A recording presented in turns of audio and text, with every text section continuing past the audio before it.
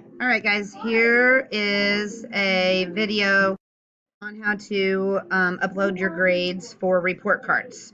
So I'm on home, go over here under report cards. These are ones I have not done yet.